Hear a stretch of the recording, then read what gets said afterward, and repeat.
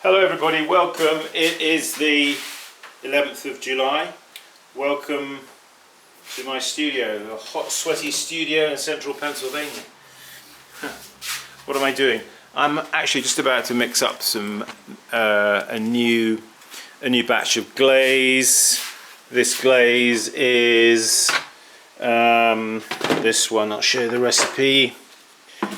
Which is a good glaze for cone 10 if you're a cone 10er.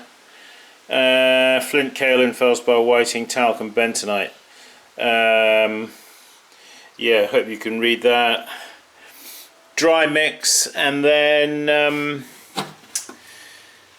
add water to it like I've done here in this bucket. It's about half a bucket thereabouts. Alright. Now this is a way I came up with to sieve glaze. You might find it useful. Now my good friend Eddie out in Illinois, he did send me this, which is also quite good for sieving glaze. It's a thing he made. He put together. He gave it to me. So hi Eddie, hope you're doing well. And yeah, so I'm actually not going to use it this time, just because I've only got half a bucket of glaze here. It isn't going to take that long actually. Anyway, you could try this method for yourselves. So what we want to do is turn on your wheel.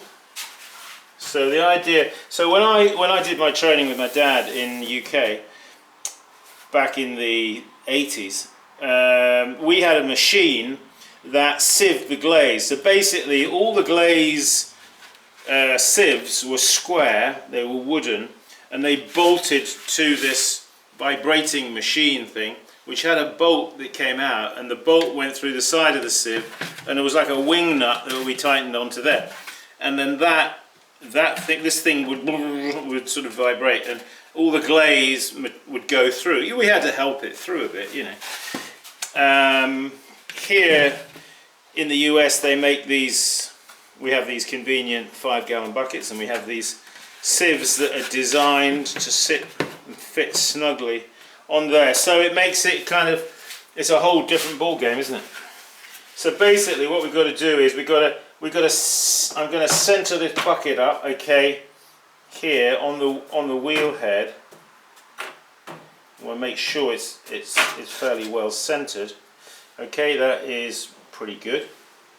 And then you just want to have it going around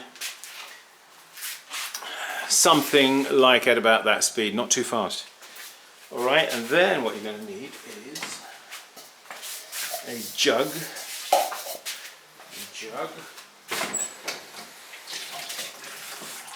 And we've got the glaze already here, I've got this Cajun cookery paddle for doing occasional Cajun cooking. Are you an occasional Cajun cooker? Anyway, so we give it a stir. It's good, it gets down to the bottom nicely. Comme ça. We can just leave it in there, I guess. So implements I'm going to use for doing the sieving, I'm going to use one of these plate scrubber thing, and also one of these rubbery guys. Okay, so what we do is, I want you to see this. I think I've done a video on this before, but alright, we'll grab a no, this paddle is getting in the way, so we'll put it over there, out of harm's way. Okay, so I'm just going to take some of this and we're going to put it in here. Probably a couple of these like that, and then what I do is just holding this like this and this like that.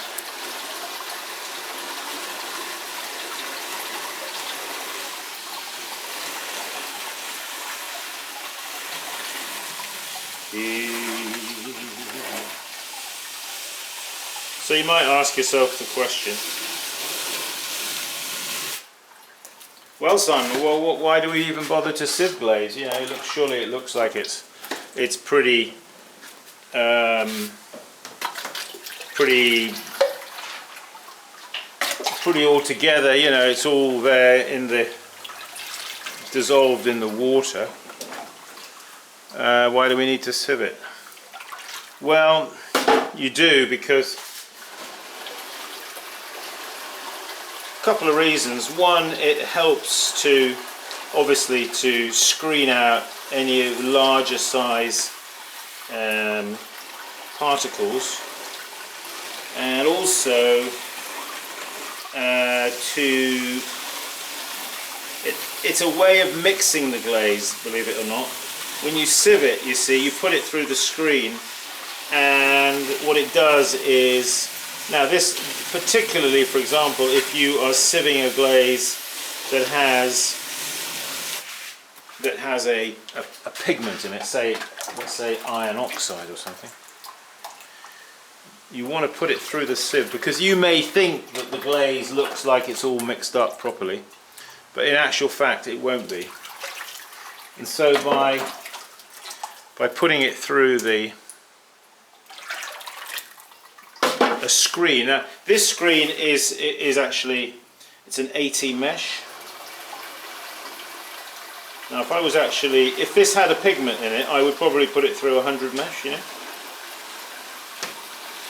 Because in the process of forcing it through the fine mesh, it breaks down the pigment and makes sure all the particles of the glaze and the pigment are totally saturated with water, and they are totally mixed together. Okay. At the end of this, you'll see the grits that are left on the screen there.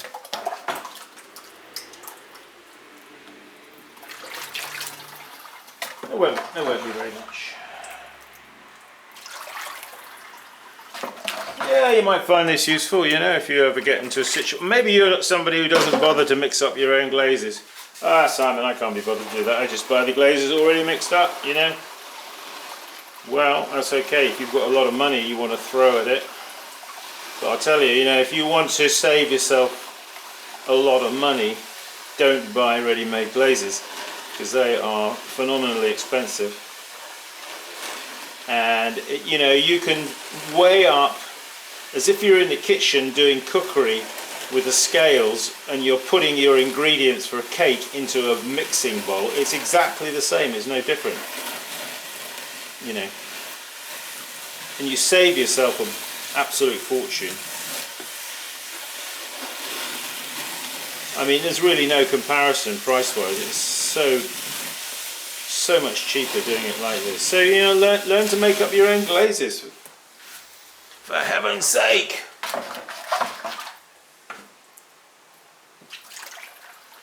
Yes, indeed.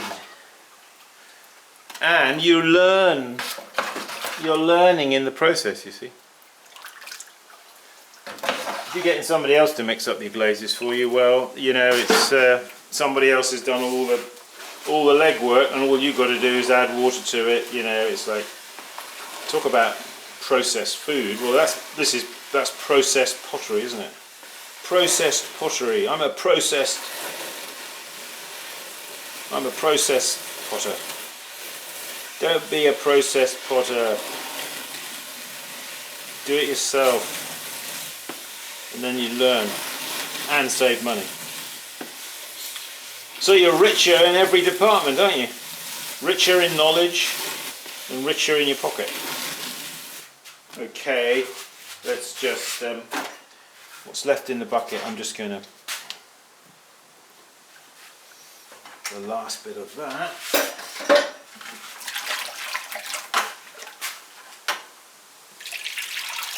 So one tip when you're doing this, and that is, don't have, you know, when you're mixing up a glaze like I've just done here, don't add too much water to it. You know, you be careful, in other words, how much water you add when you're doing at the dry mixing stage and you're adding water. Don't add too much. You know? Calculate it carefully, not make sure you don't add too much, because what happens is then, of course, you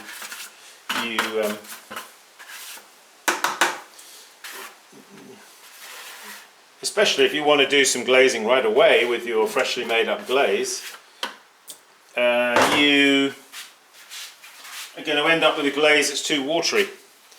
So that's why I say just let's just bring this down here for a bird's eye view. You know, surprising, isn't it, how quickly it goes through the sieve. So something like this, like a sort of a spatula and a brush thing like I have down there, working together, the two of them, they work pretty well. If you don't have one, or you only have one or the other, we'll just use that. You can use like a credit card as well, that works.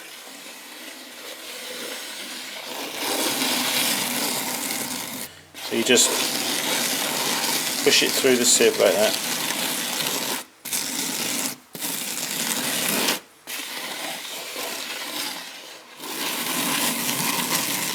Now this particular glaze, the way I've just done it, I'm not actually wanting, I'm wanting to use this glaze, you see.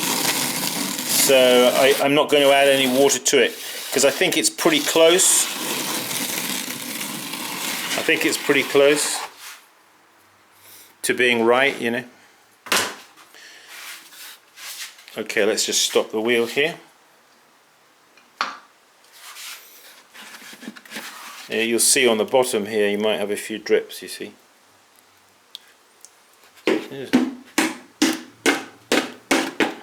Just tap it off like that.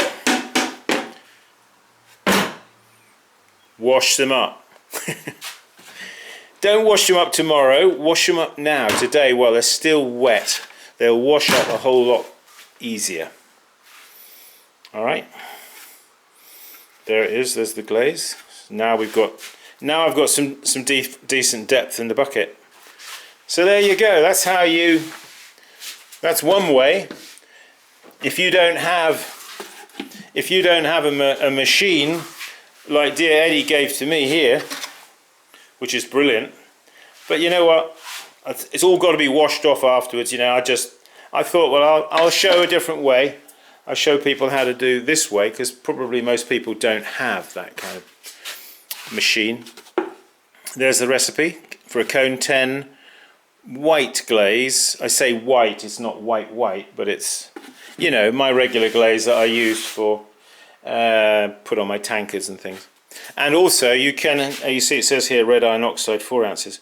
If I want to turn that into a Celadon glaze, what's a Celadon glaze? A Celadon glaze is a reduction jade green glaze, okay, and you need a reduction atmosphere to achieve that. Alright, so have a go at mixing up your own glazes. Alright, buy the ingredients loose, dry. You can keep the ingredients in 5-gallon buckets, they keep very well like that. And then when you've mixed them up, you can also keep them in 5-gallon buckets with lids. Make sure you get lids so that the water doesn't evaporate. Oh, what else is going on? I did actually wanted to show you, it'll have to be another video now because we're running out of time. Yeah, with some more cups here that are in the process of being glazed. These are raw glaze, so they're dipped on the inside first and then they're dipped on the outside. These have been done on the inside, they're now waiting for the outside dipping process. And I spy there's more out there over on the drying over there. Yes, come and join us for a workshop. We do have some space on the July 30th and 31st workshop. That is the penultimate workshop, not the one this coming weekend but the following, the end of the month, and then there's one in the middle of August, and that's it. Don't have any workshops planned for the fall as such, other than to go to Texas for a spell. Be down in near Waco at Homestead. Yes, I am taking orders on this wheel. We have 5 definite orders, but we're going to increase the order up to possibly 7, or if somebody is interested in a wheel and they want one by October, contact me, because we can get your order in and you'll get it in October, okay? These will be the last wheels of that I'm going to be making of this type. You know, I'm thinking I'm going to give it a break now. Been doing it for 11 years, making wheels, sending them everywhere. We made about 60 of those wheels, sent them all over North America. Alright folks, that's it. Another day in a workshop, another day in the clay, another day in paradise. Well, thanks for joining us. Keep practicing. Next video, possibly I'll be getting out there and show you that kiln and what went on with that brew I slung up the chimney there to fill those cracks. I'll show you the results of that. Quite good actually. Okay, bye.